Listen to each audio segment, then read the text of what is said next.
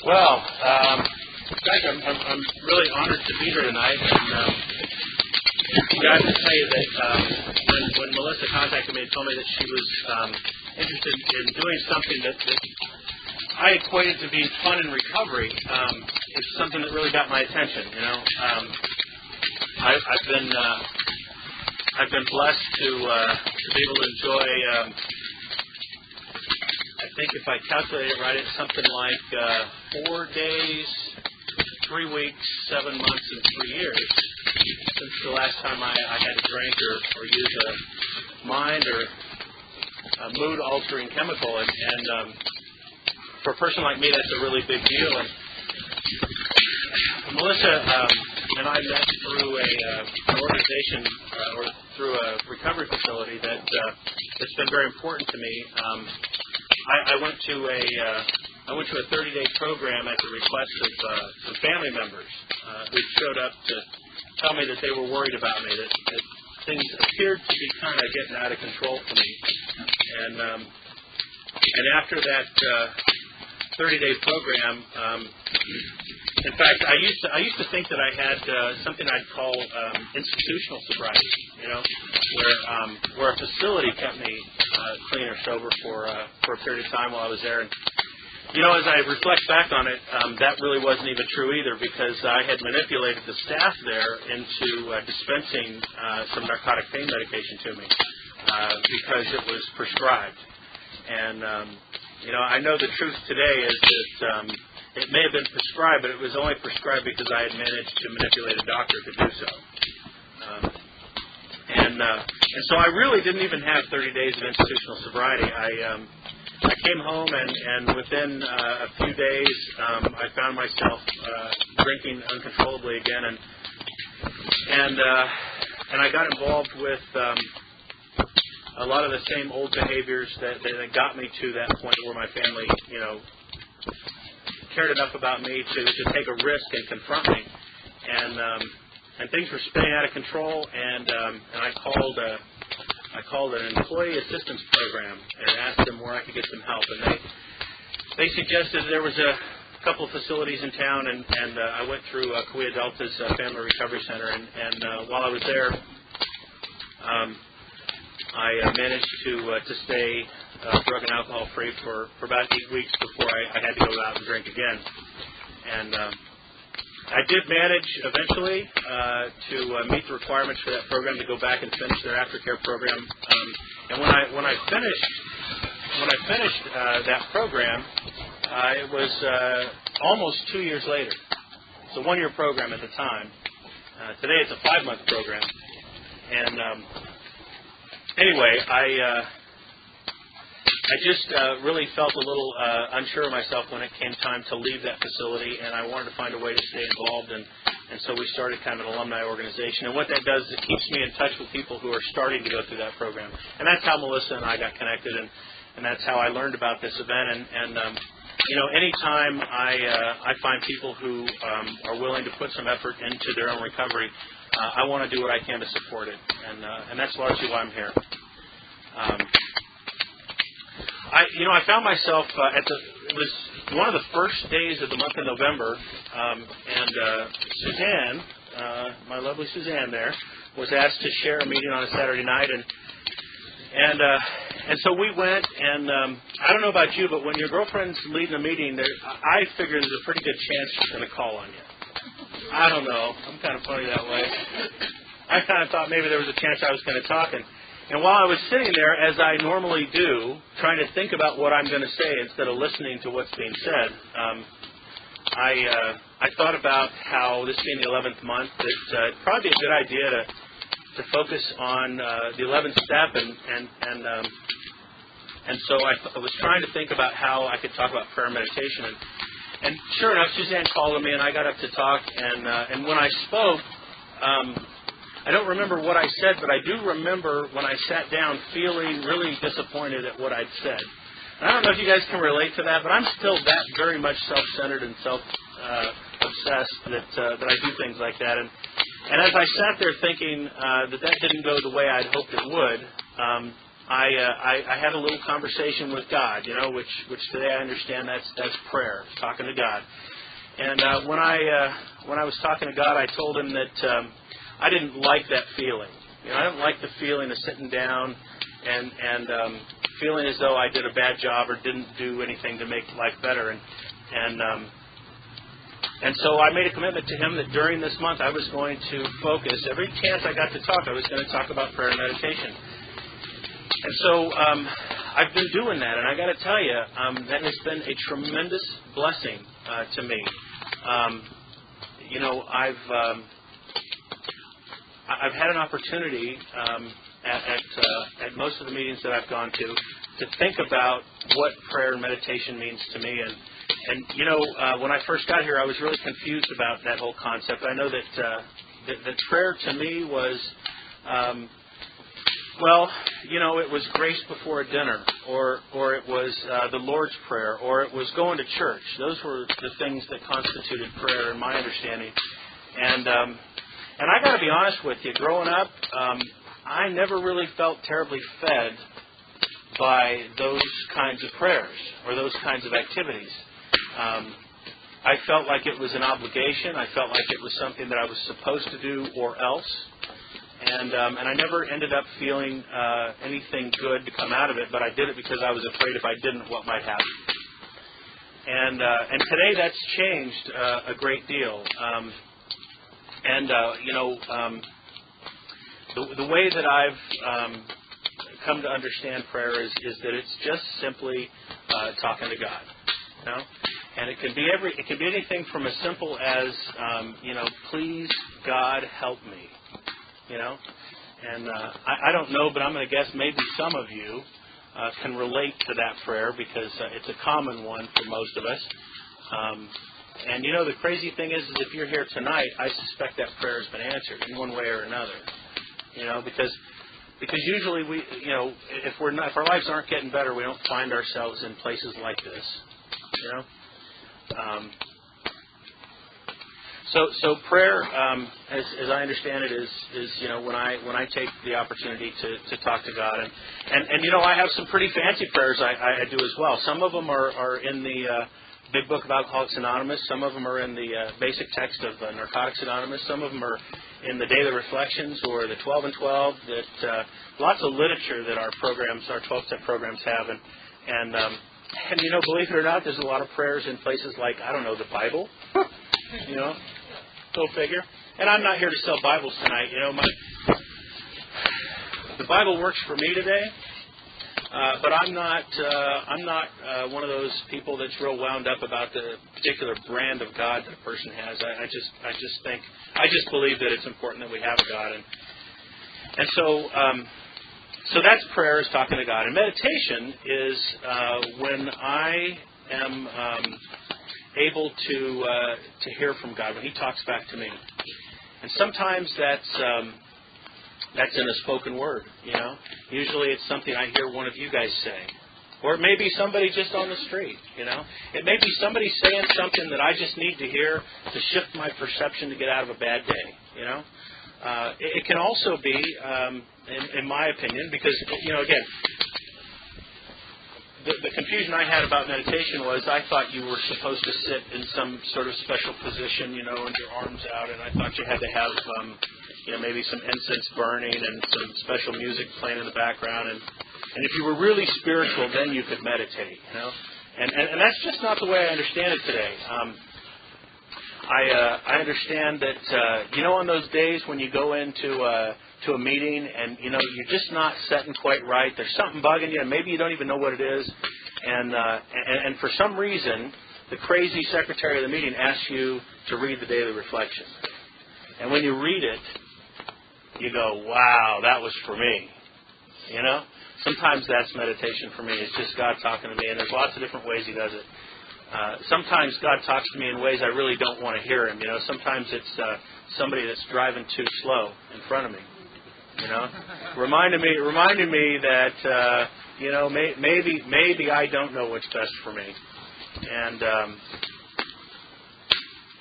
there's lots of different ways that that I believe God talks to me today. And you know, when I heard about this with Melissa, you know, I got to tell you, I'm a shameless self-promoter. I really am. And when I knew that I was going to be speaking to you, I wanted to make sure that there were some people that I cared about here, you know, some friends and hopefully some people that wouldn't judge me too harshly. And so if you're doing that, that's okay. I kind of expected it, but you know, we have an 11th tradition as well, which, you know, talks about you know, the fact that our program should be one that's based on attraction rather than promotion, and then it talks about, you know, on the level of press, radio, and films, and you know, probably not with regard to promoting this type of event, but sometimes I have to really be careful because I do I think come dangerously close to the line of promotion sometimes, and you know, our book talks about you know, it cautions us against being evangelists, you know, because we might inspire some bad feelings. The book says it much more elegantly than I am right now, but in any event, I found myself thinking about what I wanted to do when I had a chance to talk to you tonight, and it was actually the day before Thanksgiving.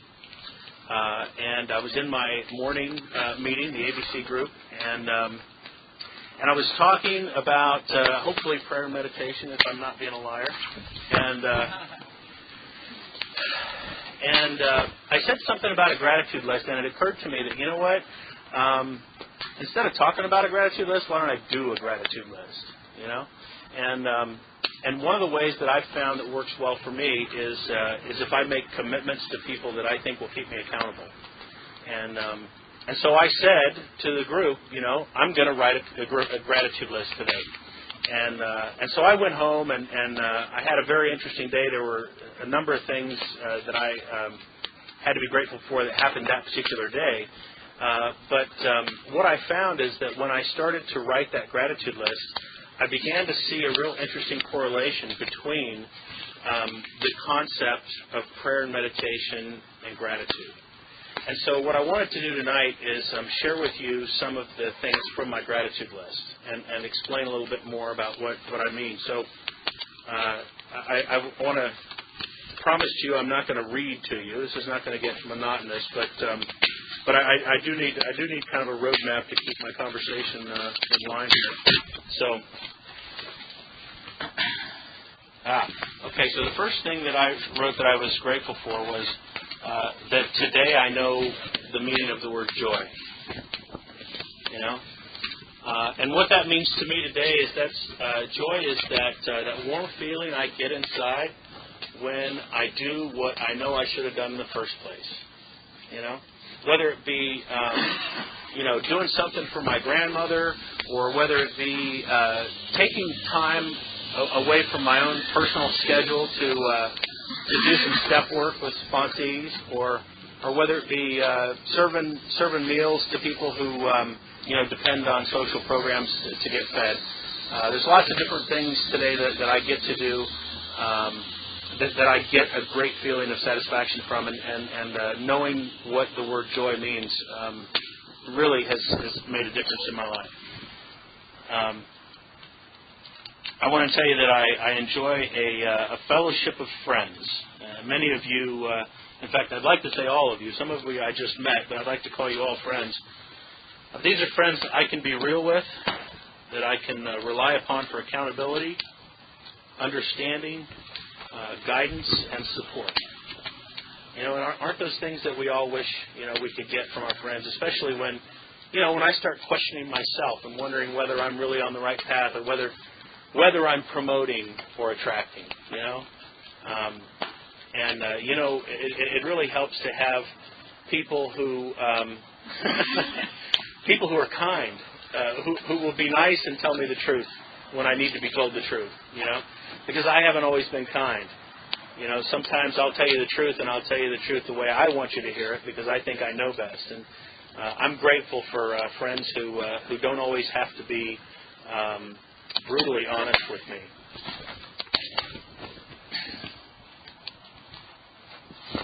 When I first came here, I remember this feeling that I say came here. When I first got involved in the process of recovery, I remember this idea that I really didn't want to continue to live because living life had become too painful.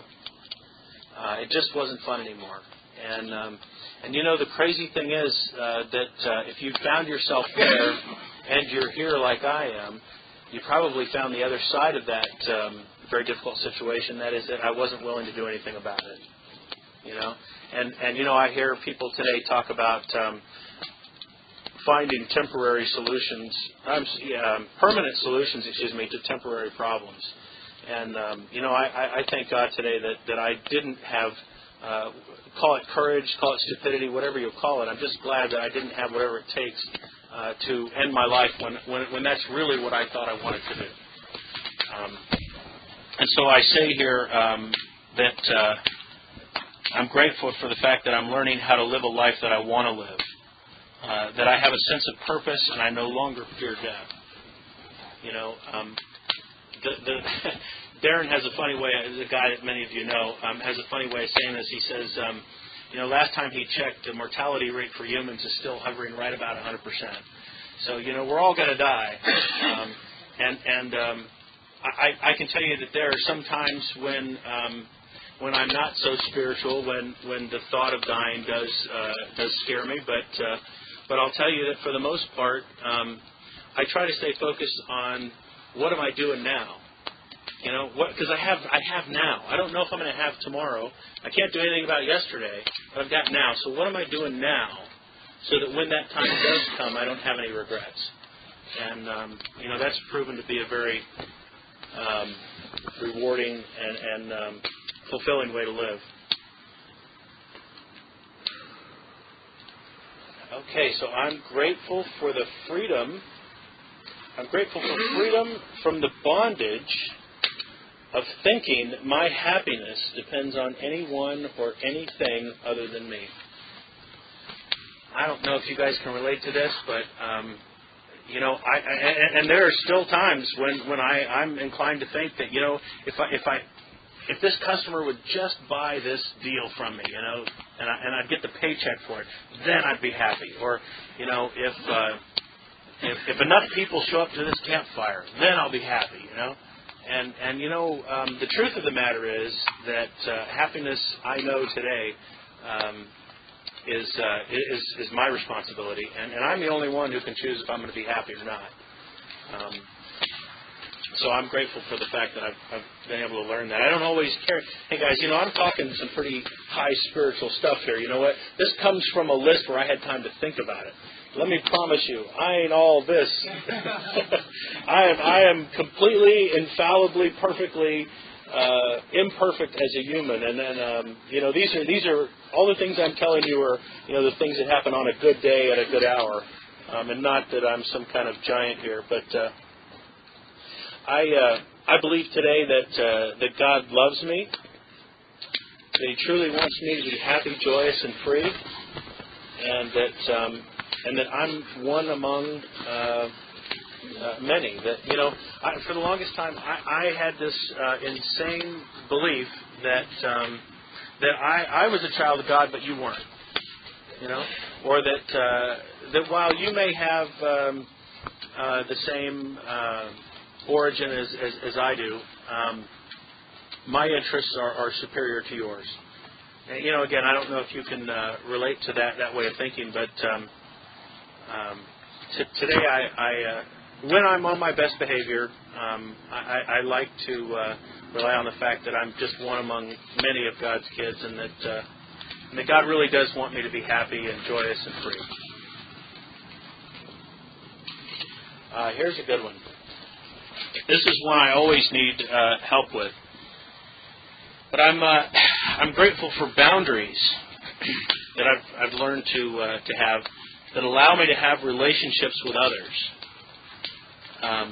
They allow me to be a son, a grandson, a brother, a nephew, an uncle, an employee, a friend, a significant other, a sponsee and a sponsor, and a community member. I don't know if you guys can relate to that, but I have this really bad track record of getting into and staying in relationships with people that are toxic to me. And you know, when I'm in those kinds of relationships, I don't know how to protect me, and I don't know how, and I don't really care about protecting you. And you know, for the longest time, I really had no sense of boundaries, no recognition of where I end and you start. And there's kind of two edges to that sword, right? So one edge of that sword is that you know, I never knew how to call at the end of a day and go home at the end of a day of work, because I thought that that's just me. You know, my time's not worth anything. You know, I should stay here and continue to work and try to get something accomplished without any regard for myself or the people who depended on me. And the flip side to that is that while I don't, on my bad days here, I don't respect any boundaries for myself, I also don't respect or recognize any boundaries for you. And what that means is that I'm going to expect you to do things that are well beyond reason. And you know, today I've had the opportunity to go through seminars and classes on the topic of boundaries, and I've learned how to be in relationships with people who aren't always well. And I don't do it perfectly. You know, I've had a relationship with my father that's been developing over the last couple of years. There was a period of time for about 2 years where I just didn't feel safe around him. And you know, a lot of that was really my own doing. I got one of those fathers, he'll do this. He'll say, "Hey, Bill, how you doing?" And I hear, "Hey, you're a piece of shit." You know? And I don't know where that comes from. But it's taken me a long time to figure that truth out. But I have relationships like the one I've described with my father where I hear and see things that just aren't there. And with the relationship with my father, I've had to be very careful and set some particular physical and emotional boundaries around that relationship. But for the last 2 years, I've been getting closer and closer. And, you know, this may not sound like a big deal to you, but it wasn't that long ago that I was finally able to tell my father about some of the stuff that I'm doing in the 12-step world.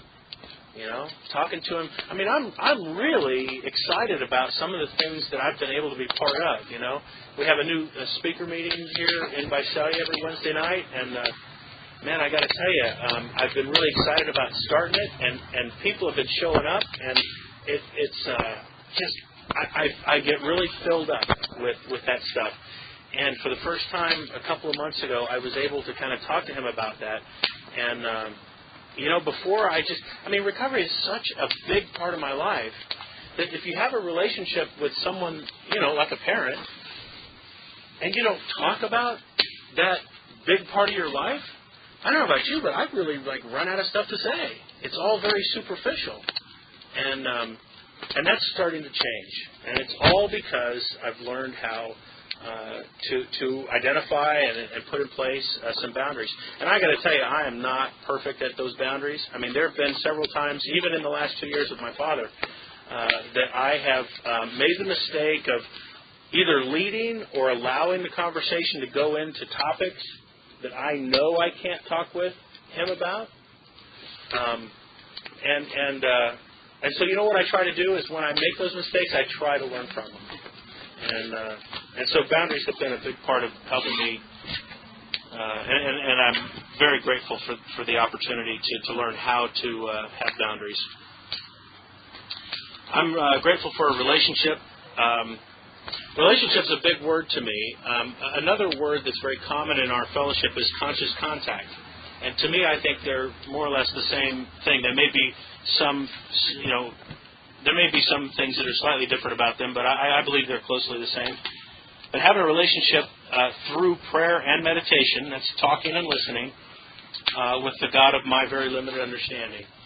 And,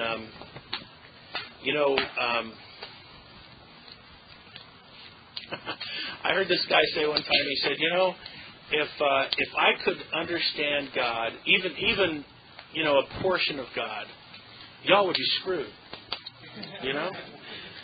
Because I'd be screwed. Because if I had the capacity to understand the things that God has to be, I mean, I don't know how to make carbon molecules. I don't know how to create dirt, I mean, some of us know how to plant a tree, but, say, yeah, we'll start off without the seed, pal, And so I really don't understand. There's a lot more I don't understand than I do understand about God, but that limited understanding is very useful. I am grateful for progress. I'm not the person that I was before I found the 12 steps and the God that this process introduced me to.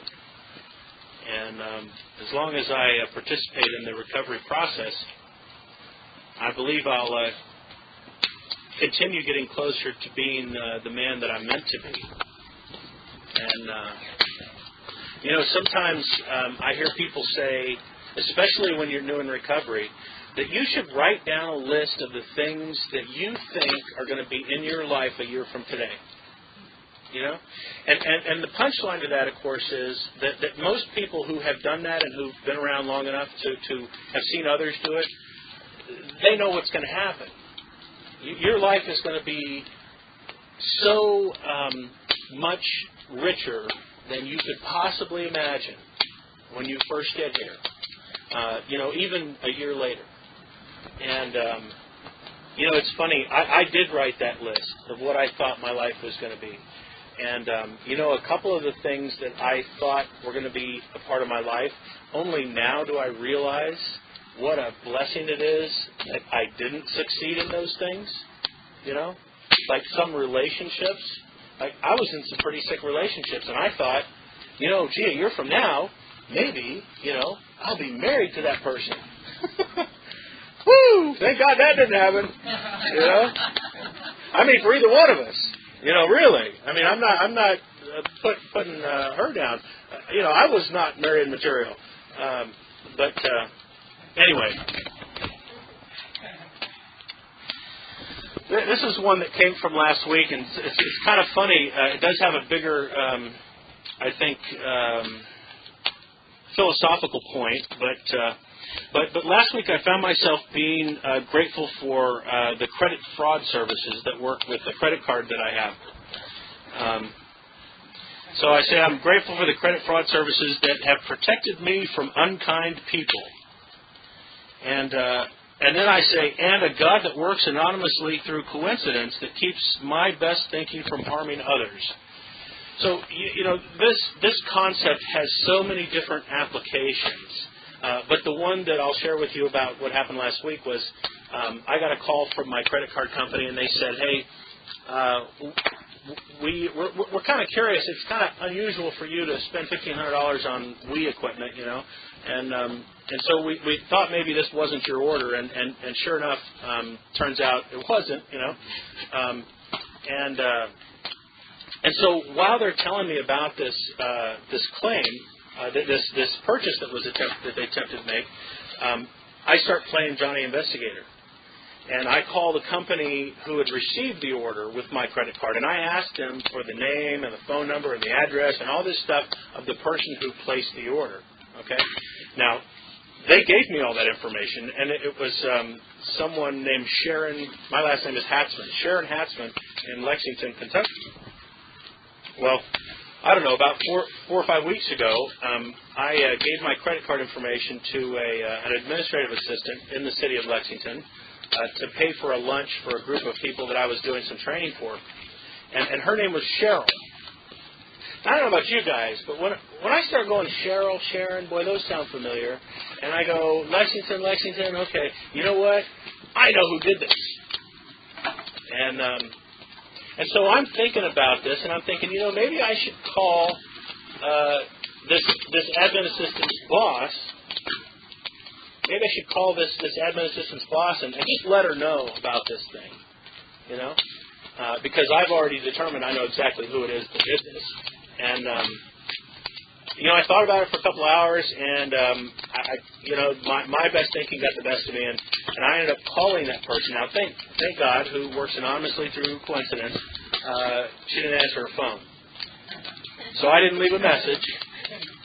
And later that night, I was talking to some friends, and someone suggested to me that their first thought was that maybe somebody who was at the restaurant that ordered the food might have been involved in the fraud.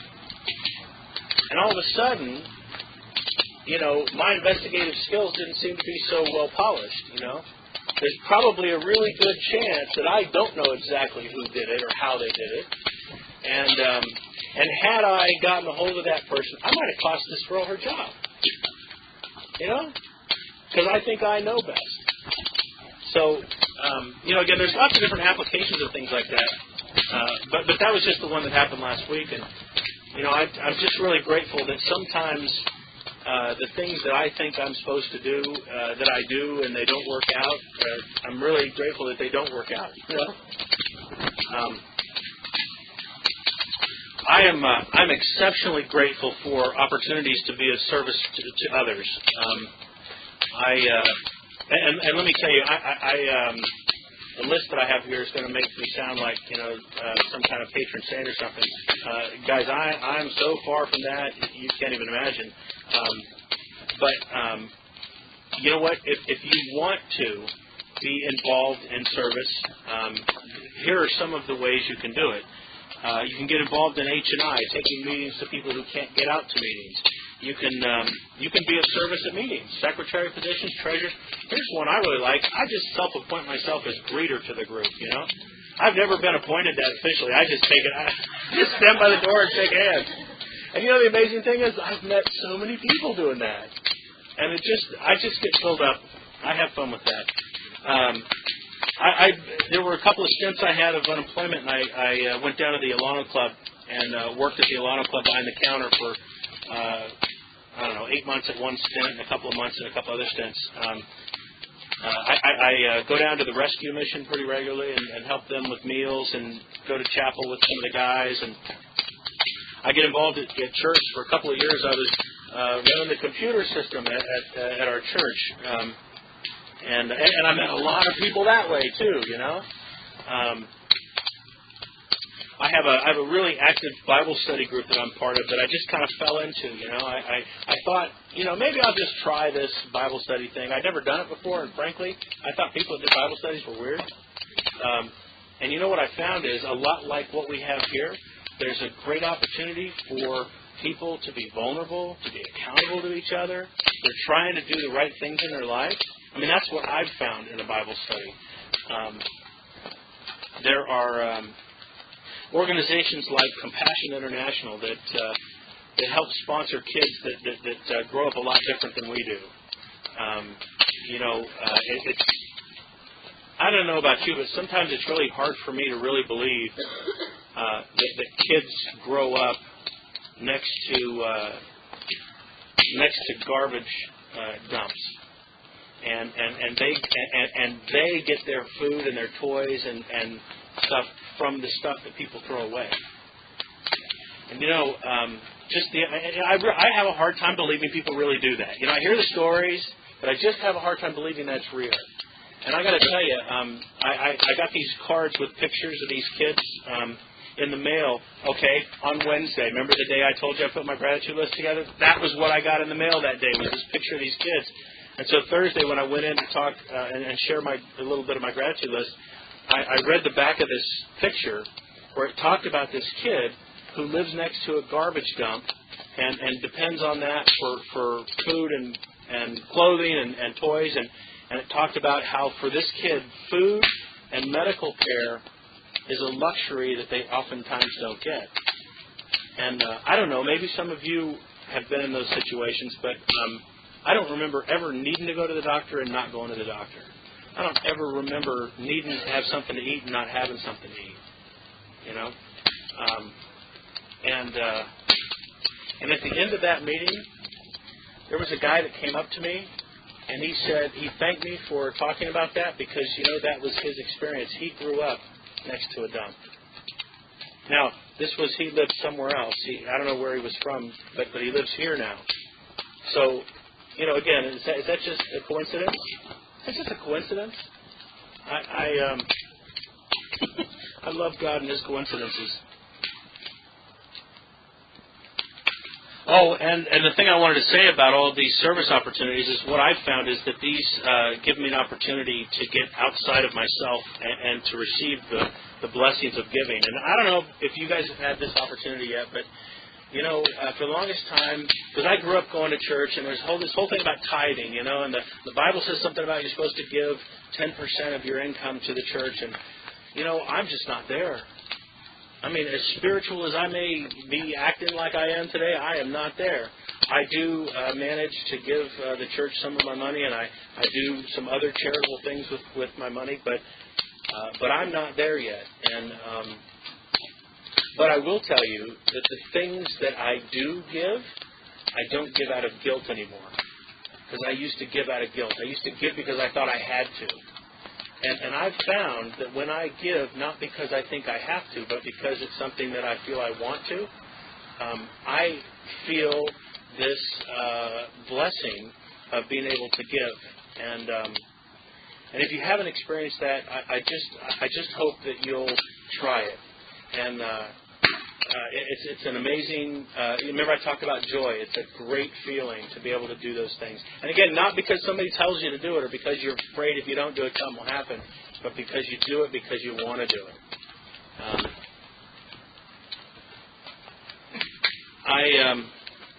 I put a really big word on my gratitude list. I put enlightenment. Woo!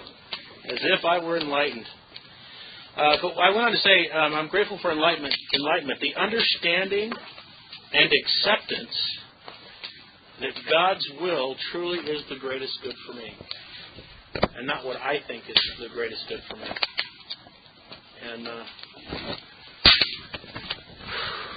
there was a time when I really struggled with the concept of how was I ever going to be able to assure the people who cared me, or the people who were thinking about investing in a relationship with me, how was I ever going to be able to assure them that I wouldn't go back to doing the same self-destructive behavior that I had to get me here? And I don't know the answer to that today, but I don't carry that fear with me either. I know better, I know better from listening to people who have managed to stay sober for a long period of time, that if I get overconfident, man, I am on the road to relapse. And what I'm slowly, hopefully getting closer to understanding is the difference between a healthy level of confidence and overconfidence. And I think a lot of that, and this is not my best thinking, this is things, I'm just being a parrot here, I'm telling you things I've heard other people say. But I think that, if I manage to stay centered in the present moment, that my chances of staying well right now are a lot better than if I start trying to live in tomorrow. And get caught up in thoughts and fears of tomorrow and forget about doing the things that I know I ought to be doing today. And the last thing on my list here is that I'm grateful that I'm in a loving, respectful, mutually beneficial, honest, and prayer-filled relationship today. I have to tell you, the idea of praying with a woman scared the living daylights out of me. And I don't think there's any coincidence in the fact that I found a woman that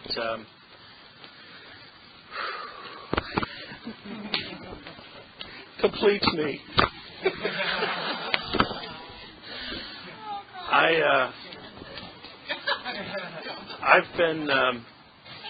I've been really blessed to be able to be in a relationship with someone who, I guess, in part puts up with me.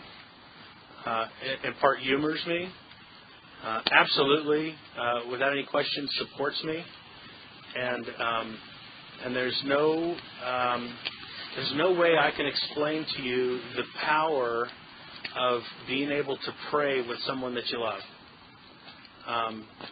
If you haven't done it, please take the butterflies that are going to be in your stomach before you do it, and just, it's like I kind of equate this to, as a kid, the first time I went off the high dive, right? I remember watching all these kids go up the high dive and jump, and they're having a great time, and man, I just wanted to have some of that fun, I wanted to be a part of it, and the first day my mom let me do it, and I don't know, this was many decades ago. They had different rules than they have today. But they used to, there'd be like one kid on every step all the way up the ladder. I don't think they let you do that anymore, but they did when I was that age. And so I managed to go step by step all the way to the top of the board, and then there were 4 or 5 kids on the board, right? And again, I don't think they do that anymore.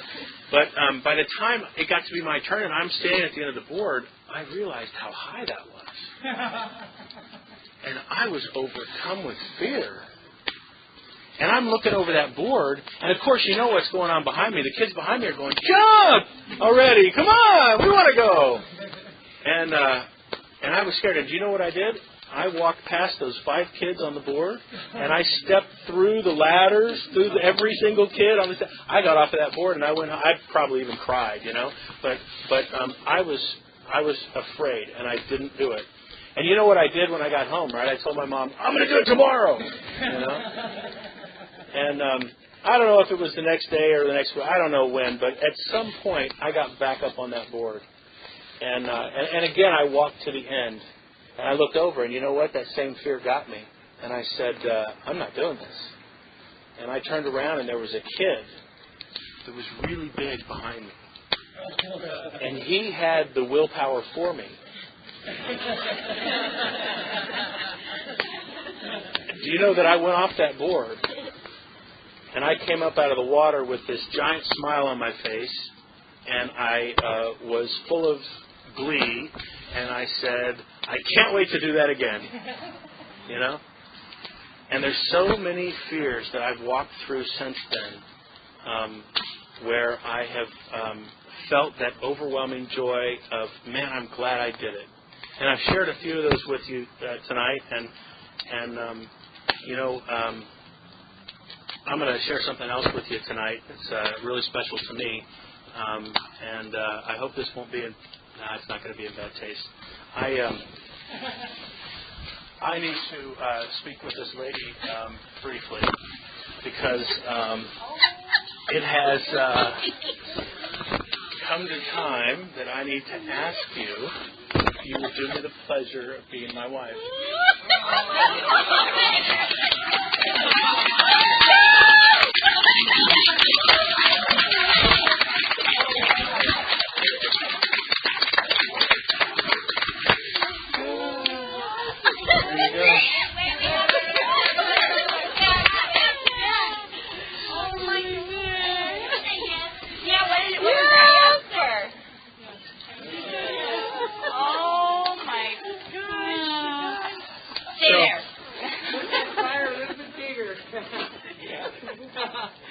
Don't move.